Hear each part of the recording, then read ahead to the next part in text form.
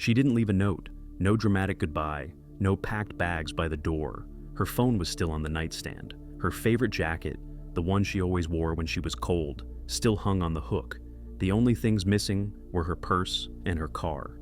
I woke up and she was gone. At first, I figured she went for a drive, clearing her head. She did that sometimes, but hours passed. Then night came.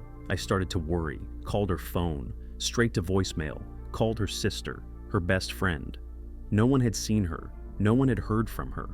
I called the police. They asked all the questions you'd expect. Any fights? Any signs she was planning to leave? Did she take money, clothes, her passport? I said no. At least, not that I knew of. They searched, checked cameras, asked around. But there were no real leads, no credit card activity, no traffic cams catching her car, no messages, no goodbye. Just a woman who vanished. The first few weeks were a blur. I didn't eat, didn't sleep. I walked around the neighborhood like I was going to find her sitting on a park bench. I posted her photo everywhere, called hospitals, morgues, searched the woods behind our house. I convinced myself she'd been taken, that something bad had happened, because the alternative, that she'd chosen this, was too painful to hold. After 3 months, the case went cold. After a year, the world moved on. I didn't. I still left the porch light on every night.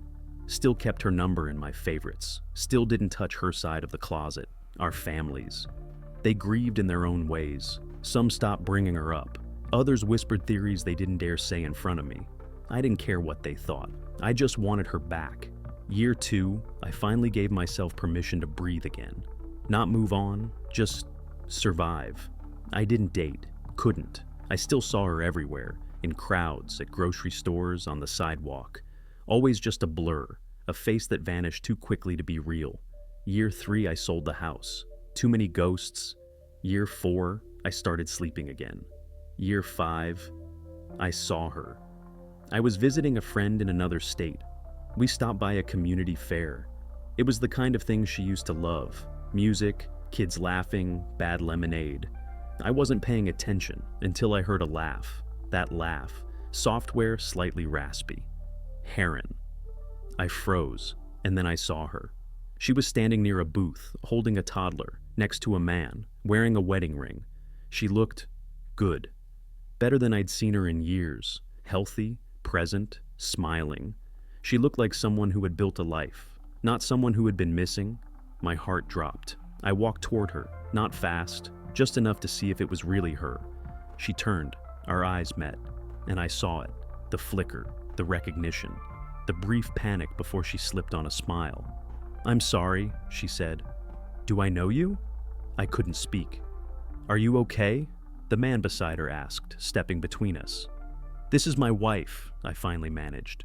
"She's been missing for 5 years." Her face didn't change. "I think you're mistaken," she said calmly. She reached for the child's hand and walked away. No apology, no explanation. Just a stranger with my wife's face.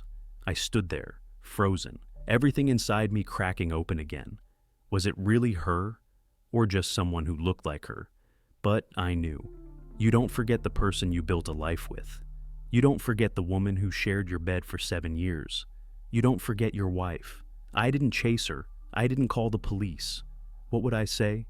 That my missing wife had a new name, a new life, and no interest in explaining? I searched online that night, found her. Different name, different city, teacher at a local school, married, 2 kids. According to her public info, she'd been married for 3 years, which meant she left me, started over, and had a child, all within the first year of disappearing.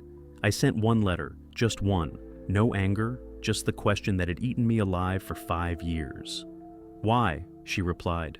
1 page. I couldn't do it anymore. I didn't know how to leave without being hated, so I vanished. I'm sorry for the hurt, but I don't regret where I am now. That's all I got. No closure, no answers, just silence. Again. Only this time, I knew it wasn't about danger or trauma. It was choice, her choice, and I had to make mine too. I've learned to live with it, not forget, just carry it differently. Grief is strange like that.